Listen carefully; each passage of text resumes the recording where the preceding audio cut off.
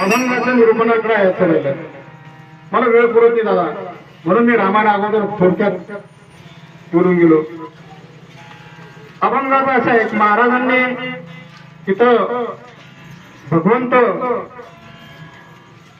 सेवा केली, मूर्तीपूजा केली, साधना केली आणि साधना करत असताना